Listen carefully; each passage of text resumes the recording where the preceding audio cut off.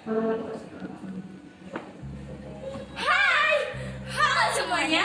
Perkenalkan, aku Mirun dan aku Primut. Kami dua Imut. Di sini, kami dari kelompok 4 akan menjelaskan mengenai bab 3 yang bertemakan tata negara dan pemerintahan. Yuk, simak videonya.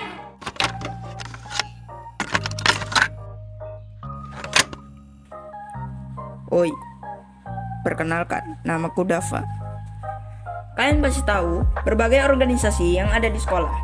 Jika kalian cermati, komposisi organisasi di sekolah merupakan miniatur organisasi negara. Ada organisasi siswa intrasekolah atau OSIS yang menjalankan fungsi eksekutif. Demikian pula halnya dalam lingkup negara. Ada lembaga penyelenggara negara yang menjalankan tugas pokok dan fungsi atau tupoksi sesuai undang-undang. Jika di sekolah hanya ada lembaga eksekutif dan legislatif, maka dalam konteks negara ada tambahan satu lagi, yaitu lembaga yudikatif.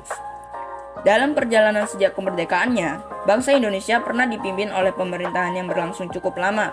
Pertama, masa Orde Lama, dan kedua, masa Orde Baru. Pada dua masa pemerintahan ini, kekuasaan eksekutif sangat besar dan luas.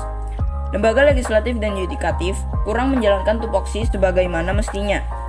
Keduanya terlemahkan oleh kekuasaan eksekutif dan kehilangan independensinya. Akibatnya, pemerintahan menjadi tidak sehat. Kekuasaan eksekutif menjadi sangat kuat karena tidak ada fungsi check and balance atau mengawasi dan mengimbangi. Dalam hukum ketatanegaraan, Indonesia lebih dekat kepada pembagian kekuasaan daripada pemisahan kekuasaan. Kekuasaan didistribusikan menjadi 3 lembaga negara, yaitu legislatif, eksekutif, dan yudikatif. Lembaga legislatif adalah lembaga negara yang berwenang membuat undang-undang untuk menjalankan negara. Dalam hal ini diwujudkan dengan dipilihnya Dewan Perwakilan Rakyat melalui mekanisme pemilihan umum. Lembaga eksekutif adalah lembaga negara yang menjalankan negara berdasarkan undang-undang.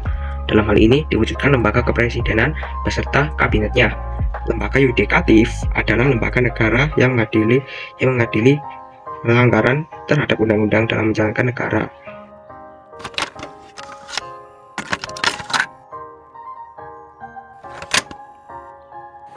Tahukah kalian, di setiap negara menganut sistem pemerintahan, baik itu sistem presidensial ataupun sistem parlementer.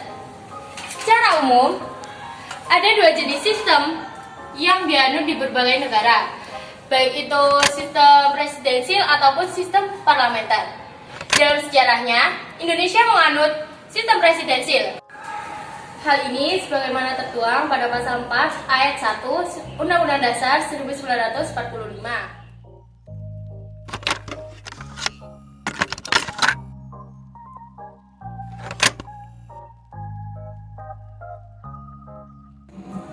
Bagaimana relasi antara pemerintahan pusat dan pemerintahan daerah?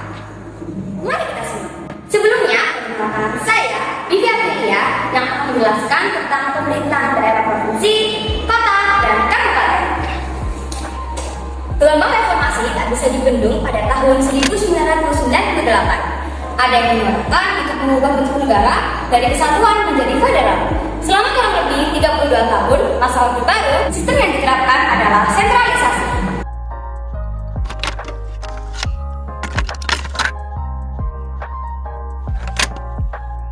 Dalam Undang-Undang Nomor 23 Tahun 2014 tentang pemerintahan daerah juga tidak ditentukan apa yang dimaksud dengan pemerintahan daerah yang bersifat istimewa.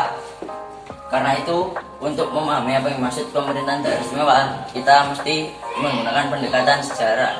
Sejarah menjelaskan bahwa daerah istimewa merupakan daerah yang asal mulanya berbentuk kerajaan atau kesultanan.